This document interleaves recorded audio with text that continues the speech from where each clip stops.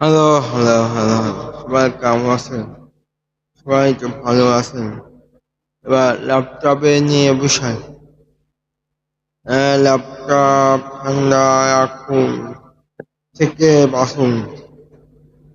হুম, সরাসরি বিছানা বা সোফায় রাখবেন না।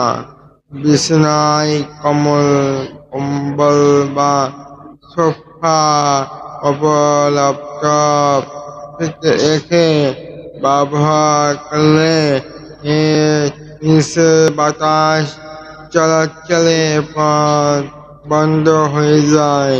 এতে ল্যাপটপ দ্রুত গরম হয়ে ভিতরে পাস নষ্ট হতে পারে।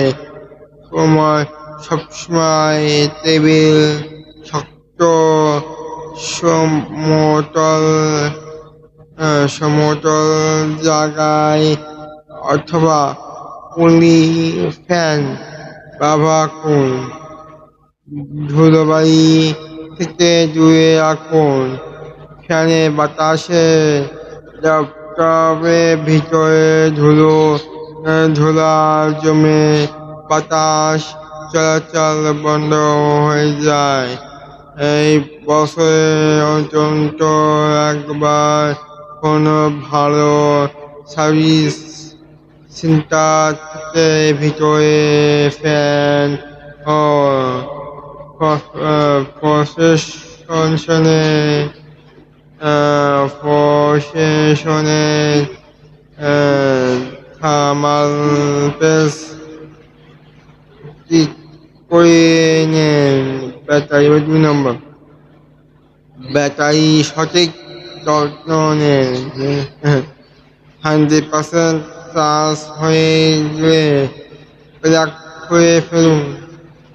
সারাক্ষণ চার্জার প্লাগ করে রাখবেন না। আবার চার্জ একবারে জিরো বা পুরোপুরি খালি হতে দেবেন না। এতে ব্যাটারি চার্জ 20% থেকে 80% মধ্যম রাখা সবচেয়ে ভালো বুদ্ধিমান কাজ হবে। আর অরিজিনাল চার্জার ব্যবহার করুন। ল্যাপটপের সাথে পাওয়া অরিজিনাল চার্জারটি সবসময় ব্যবহার করুন। লোকাল বা কম দামি কম দামি কম দামি চার্জার ব্যবহারে ব্যাটারি এবং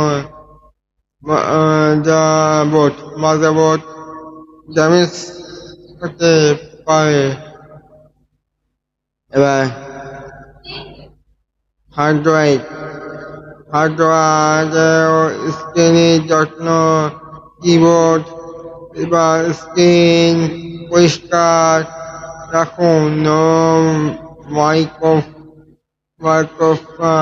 মাইক্রোফাইবার কাপড় দিয়ে স্ক্রিন মুছবেন মুছবেন মুছবেন কারণ কোনো ক্রিয়া সরাসরি স্ক্রিনে সাপোর্ট করবেন না।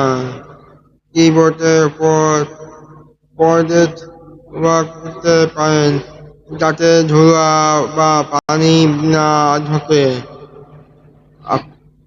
ঢোকে ঢোকে